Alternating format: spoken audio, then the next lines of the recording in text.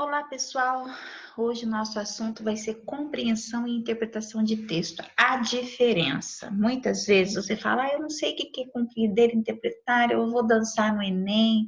Então, essa semana o PET trouxe para nós bastante atividades sobre Enem, né? Compreensão do Enem. Quais as competências e habilidades que eu preciso desenvolver para eu realmente compreender e interpretar um texto? Então, o que é importante? Ler bastante. Se você ler pouco, você nunca vai entender o mundo, tá? Compreender é uma coisa, interpretar é outra. Há uma diferença básica entre as duas. Por exemplo, quando eu estou compreendendo um texto, eu estou fazendo a análise do que está realmente escrito ali no meu texto, certinho? Então, o que eu preciso entender? Eu preciso entender que há uma diferença entre compreender e interpretar. Se eu não tiver essa facilidade, eu não vou conseguir. Se eu tiver, eu vou gabaritar. Só que para eu aprender os caminhos, eu preciso treinar. Eu preciso ler bastante. Eu preciso compreender a gramática, tudo o que eu tenho aprendido nas minhas aulas de língua portuguesa e de outros conteúdos também, né? Porque todos os conteúdos trabalham compreensão e interpretação. Então, compreensão de texto, o que é? É a análise do que está escrito no texto, é aquilo que está ali escrito, não tem como você fugir. Na interpretação, é o que a gente pode concluir a partir do que está escrito no texto. Então, vem no entre linhas. Então, a compreensão é o que está nítido, exposto, explícito. Interpretação é aquilo que eu preciso ali de interpretar entre linhas, é o pressuposto, né? O que pode ser a partir do que o autor escreveu para nós. Como que a informação lá na compreensão de texto, ela está presente, ela está escrita ali no texto.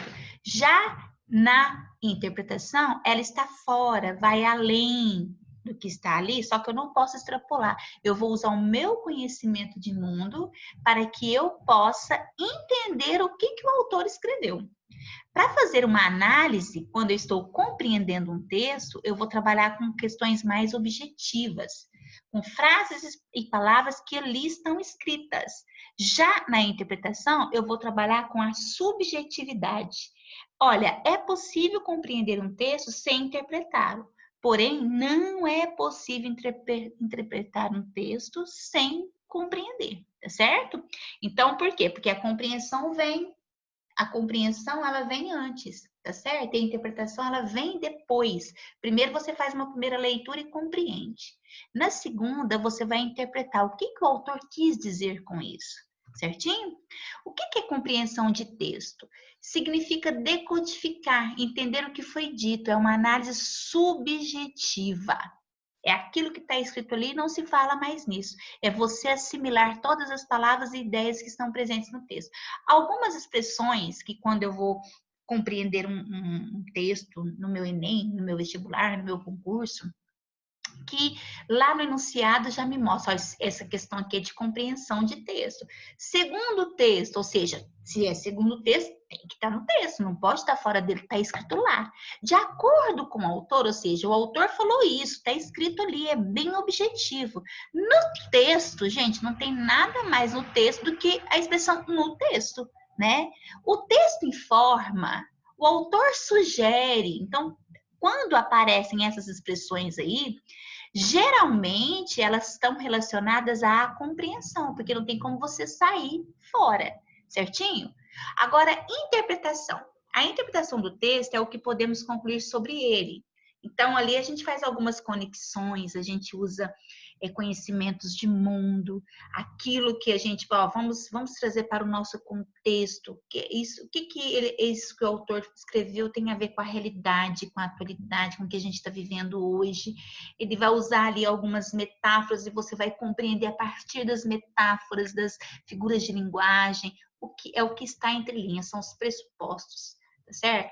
São as conclusões às quais a gente chega. Quando o autor escreve, a gente capta a ideia que ele quis dizer sem, com as nossas, assim, se você for escrever, você vai escrever com outras palavras, você não vai usar as palavras que ele usou lá no texto, tá certo? Então, é uma análise mais subjetiva, tá certo? Às vezes, tanto é que quando eu interpreto um texto, às vezes eu vejo uma coisa e você vê uma outra, que acrescenta na que eu vi, mas que eu não tinha percebido e que não está fora. Então, normalmente, quando eu vejo enunciado lá na minha prova do Enem, as expressões, elas são geralmente utilizadas dentro de uma interpretação diante do que foi exposto, podemos concluir. Ou seja, a partir do que ele escreveu, o que eu entendi? Isso aqui já é subjetivo, por isso que eu falo que é interpretação. Infere-se. Quem infere, gente, é só a gente mesmo. É aquilo que você entende. Você vai usar todo o seu conhecimento de mundo para poder entender o que o autor quis dizer, porque não está explícito, está escondido ali no meio das palavras, das expressões, está no entre linhas. O texto nos permite deduzir, ó, deduzir. Deduzir é chegar à conclusão de. Não está escrito, mas eu entendi isso aqui, eu deduzi isso. Conclui-se, ou seja, depois que você leu tudo, eu acho que ele quis dizer isso, a partir de toda a temática que eu li. O texto possibilita o entendimento de. Então, essas expressões aqui, gente, quando eu estou lá no meu enunciado do Enem, que eu vejo, isso aqui ó, é interpretação de texto. Isso aqui não é compreensão, porque percebam aqui, ó, a compreensão é segundo o texto, de acordo com o texto, no texto, o texto informa, ou seja, é aquilo ali que está escrito. Então, não tem como você sair fora. Certinho? Então, a compreensão, você vai lá no texto e pega o pedacinho e assinala. Ou se é para escrever, você pega aquele pedacinho e escreve igual qual tá lá, né? Só que na interpretação, você já escreve com as suas palavras aquilo que você entendeu a partir do conhecimento de mundo e da bagagem que você tem. Certinho? Aí eu coloquei aqui para vocês, por exemplo, um texto para a gente perceber. Pode-se dizer que a presença do negro representou sempre fator obrigatório no desenvolvimento dos latifúndios coloniais. Isso aqui é um fato. Os antigos moradores da terra foram eventualmente prestimosos colaboradores da indústria extrativa na caça, na pesca, em determinados ofícios mecânicos e na criação de gado. Será que esses antigos moradores aqui, ó, que o texto fala para nós, será que ele seria o negro? Né, os antigos moradores, será que seria o negro que ele está falando? Não, vamos continuar a leitura, né? Dificilmente se acomodavam, porém, ao trabalho acurado e metódico, aquele que todos os dias do mesmo jeito, que exige a exploração dos canaviais. Sua tendência espontânea era para as atividades menos sedentárias e que pudessem exercer-se sem regularidade forçada e sem vigilância e fiscalização de estranho. Percebam que o texto aqui, ó, ele trouxe para nós falando primeiro dos negros, depois ele fala os antigos moradores. E como que a gente conhece, né, a história nossa aqui, a gente sabe que os negros vieram para cá, que os negros foram também um dos primeiros aí moradores da nossa terra, mas de repente já começa os antigos moradores, já começa a colocar ali que as atividades eram caça, pesca, não eram sedentários, será que eram os negros? Então, o que infere-se do texto? Ou seja, a partir do que você leu, não está escrito aqui. Os antigos moradores da terra eram quem? Eram os índios. Por quê? A partir do nosso conhecimento de mundo, a gente vê que eles tinham trabalhos bem prestimosos, assim, para extrair da natureza, na caça, na pesca, né? Então, a gente vai percebendo aqui que ele fala muito mais dos índios do que dos portugueses, dos negros, dos dois, tá certo? Então, mostra para nós que os antigos moradores aqui nada mais é que os índios. Por quê? Porque o texto traz isso para nós. O texto traz para nós pistas, né, do que ele está falando realmente, tá certo? Então, o que a gente precisa observar, galera? A gente precisa observar que quando eu estou compreendendo um texto, está escrito lá. Aí eu preciso dessa compreensão para eu poder entender. Quando eu vou interpretar, eu vou usar o que está escrito lá e trazer para o meu, juntar com o meu conhecimento de mundo, né? Para eu poder absorver qual é a resposta ali. Presta atenção aqui, tome cuidado com as vírgulas. Veja, por exemplo, a diferença de sentido nas frases a seguir. Olha aqui a frase A. Só, vírgula, o Diego da M110 fez o trabalho de artes. Só o Diego da M110 fez o trabalho de artes. Percebam que aqui tem uma vírgula, certinho? E aqui não tem essa vírgula. Aqui, ó, os alunos dedicados passaram no vestibular. Aqui, na mesma frase, eu acrescentei 2 vírgulas.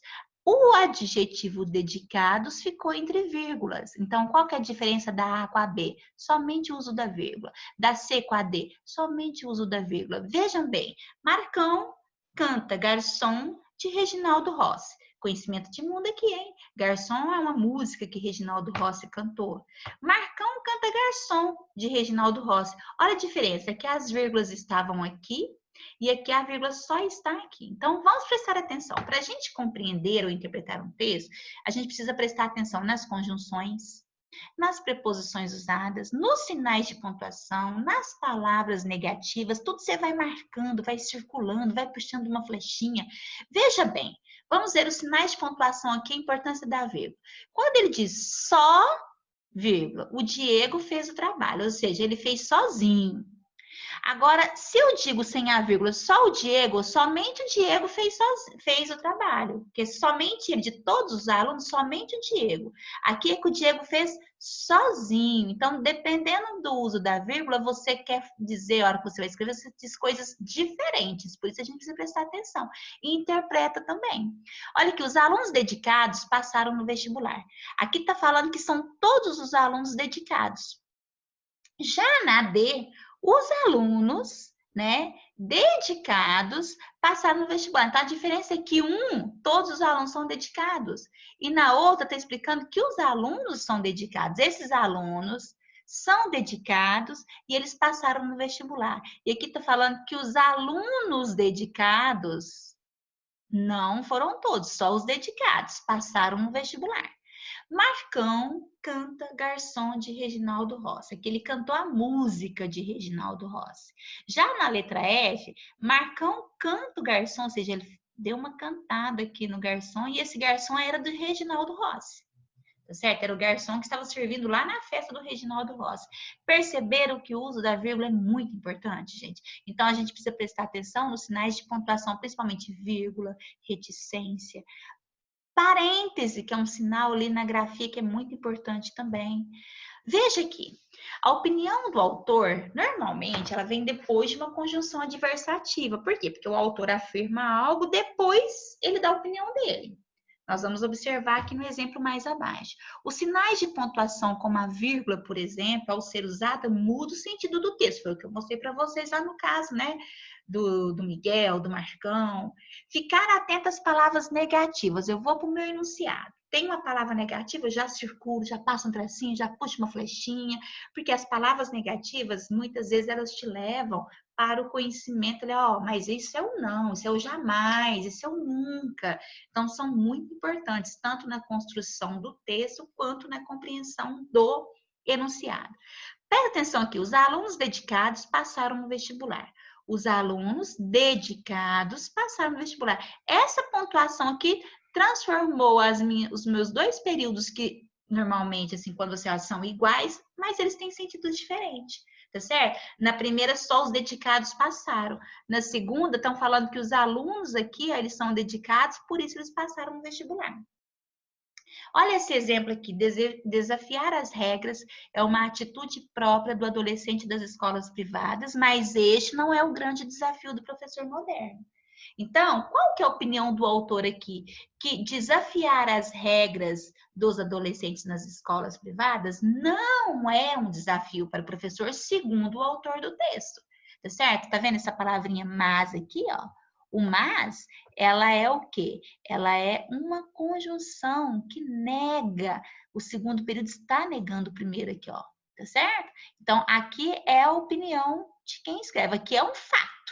Aqui já é a opinião de quem escreveu, tá certo? Que o grande desafio para o professor não é modificar o jeito de ser desse adolescente das escolas aí, para que eles possam seguir as regras, certinho? Agora, olha aqui que legal essa frase. Ana Júlia andava cabisbaixa. Compreender. Ana Júlia andava de cabeça baixa. A gente sabe, conhecimento aqui, que a gente sabe que a palavra cabisbaixo quer dizer cabeça baixa. Quando as pessoas estão de cabeça baixa, é porque elas estão triste, é o conhecimento de mundo que a gente tem. Então, percebam aqui, nessa frase aqui, compreendendo, eu compreendo que a Ana Júlia estava de cabeça baixa, porque está escrito aqui. Agora, vamos interpretar. Por que ela estava de cabeça baixa? Porque ela estava triste. Aqui já é conhecimento de mundo. Dependendo do contexto, ela estava cabisbaixa, de cabeça baixa, pode ser que não seja por tristeza, mas qual que é o conhecimento de mundo que a gente tem quando a pessoa está cabisbaixa? É porque ela está triste. Então, percebam também que dá para a gente trabalhar muito aqui efeitos de sentidos de palavras, expressões que são diferentes e têm o mesmo sentido, né? E uma regra muito interessante aqui, uma dicasinha que você não pode deixar passar, é que a gente não pode extrapolar o texto. Ou seja, ir além do que ele traz de informação. Lógico que às vezes é tanta subjetividade ali, você vai interpretando e vai trazendo muito mais informação, mas você não pode sair dentro daquilo que o autor realmente colocou ali para você compreender. Então você pode interpretar em cima do que ele escreveu, do que está explícito, mas você não pode sair muito além. Então, alguns pontos que devem ser considerados antes de iniciar a leitura. Primeiro, peguei uma atividade lá do Enem, uma questão. Eu não vou ler o meu texto primeiro. O que eu vou fazer primeiro? Eu vou direto para a minha questão. Vou ler o enunciado. Vou ler o enunciado. A partir do enunciado é que eu vou voltar no texto e ler o texto. Porque às vezes, lá no texto, lá no enunciado, eu estou pedindo sobre um trechinho do texto. Você não precisa ler o texto inteiro, tá certo? Às vezes ele vai falar, tá ali o texto, vai falar na introdução do texto. Aí você lê o texto inteirinho, até na conclusão, né? E às vezes tem uns textos muito grandes que tomam muito tempo da gente. Então, comece sempre pelos enunciados. Destaca ali nos enunciados as palavras-chave, conjunções, adjetivos, verbos no imperativo, palavras-chave, palavras negativas que eu já falei para vocês. Destaca o tópico frasal ali, da onde você tá lendo ali, eu preciso procurar o tópico frasal, porque isso aqui vai depender do que o tema do meu texto. E trechos que geram dúvidas, esqueci do acentinho ali no dúvidas, viu, gente? Desculpa aí.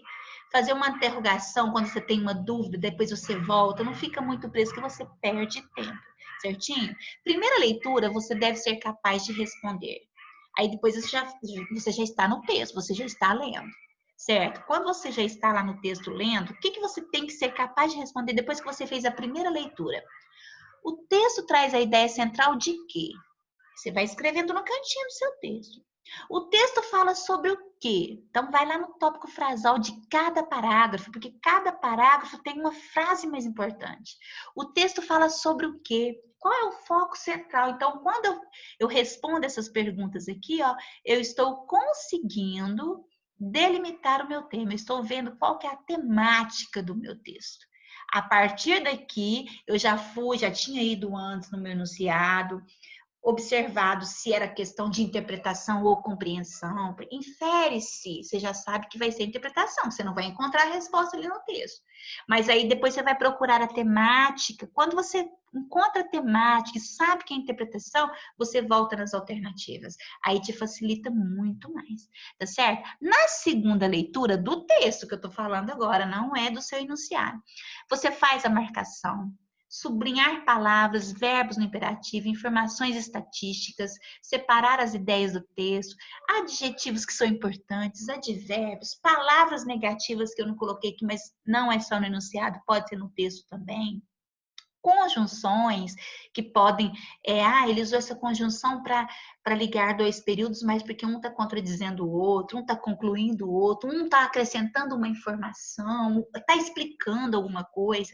Por isso que a gente tem que também desenvolver os nossos conhecimentos linguísticos aí dentro da gramática, tá certo? Porque compreender texto, vou trabalhar só interpretação de texto e compreensão, porque gramática não adianta estudar, adianta sim. Você viu ali o uso da vírgula, quando a gente está trabalhando o período composto, a gente trabalha muito vírgula, tá certo? Bora para frente. Aí eu coloquei aqui para vocês um exercício. Presta atenção aqui. Desde 2008, o IBOP pergunta à população em idade de votar quão satisfeita ela está com o funcionamento da democracia no Brasil. Os resultados nunca foram brilhantes. Só que aí eu vou lendo, vou lendo, vou lendo. Só que eu não sei o que está me perguntando. Então, primeiro eu vou aqui no meu enunciado. Muito bem, eu vou no enunciado e começo a observar, ó. O jornalista do autor do texto informa. Então, isso aqui, ó, se ele informa, é uma compreensão ou uma interpretação? É uma compreensão. Porque se o jornalista informa, ou seja, eu entendi, você entendeu a partir do que o jornalista disse, não. Eu tenho que buscar aquilo que ele informa aqui. Que os resultados da pesquisa, então eu tenho que procurar sobre o resultado da pesquisa e por que elas foram chocantes, tá certo? Então, ele informa que o resultado foram chocantes, por quê? Então, esse porquê aqui, eu tenho que completar o meu pensamento. Aí eu não vou ler as alternativas, não. Então, deixa eu ler o meu texto. Aí eu volto aqui no texto. Desde 2008, o IBOP pergunta à população em idade de votar quão satisfeita ela está com o funcionamento da democracia no Brasil. Certo? Ó, os resultados, viu que a gente viu ali, foram muito brilhantes, ainda menos se comparados com países latino-americanos como Uruguai e Argentina. Mas jamais, aqui é uma palavra negativa, ó, jamais haviam sido tão chocantes. Então, ou seja, nunca foram brilhantes, ainda menos se comparados com países latinos. Mas aqui está falando que foram muito, né?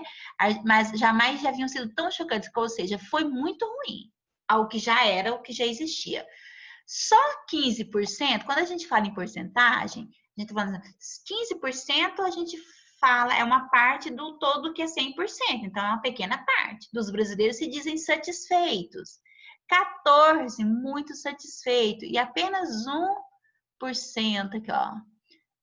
Então, o que nós temos aqui? Só 15 dos brasileiros dizem satisfeito, 14 ou satisfeitos foram 14% e muitos satisfeitos só 1%. Então, foi chocante isso aí, né? Agora, vamos ver aqui as nossas alternativas. O jornalista, autor do texto, informa que os resultados da pesquisa foram muito chocantes. Isso porque deixaram de ser brilhantes pela primeira vez?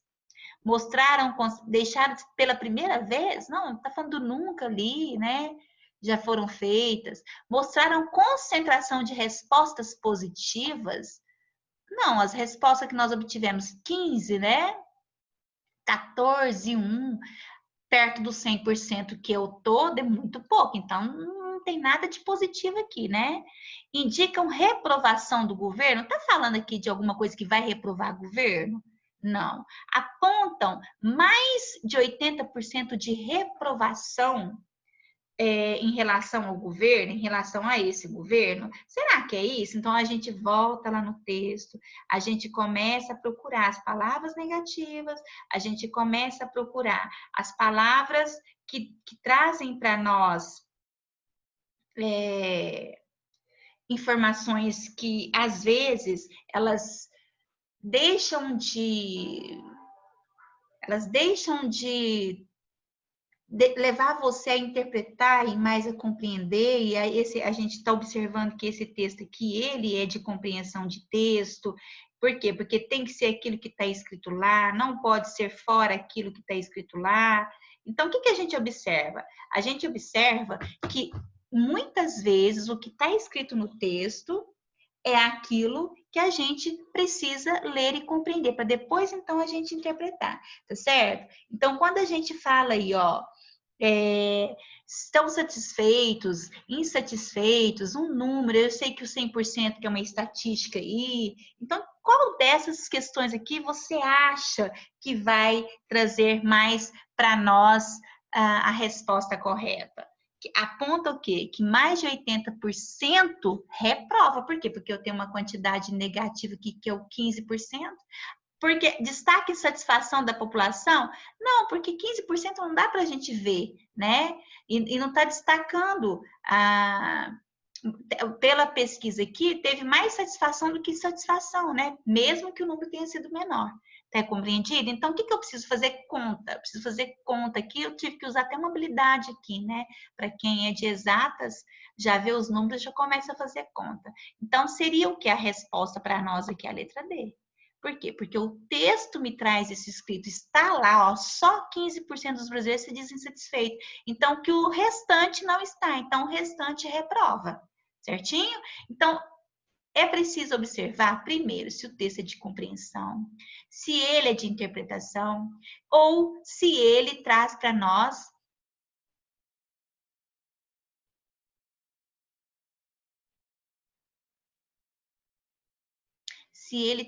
nós respostas, né? Tudo que eu preciso saber ali, tá certo? Um abraço, até mais.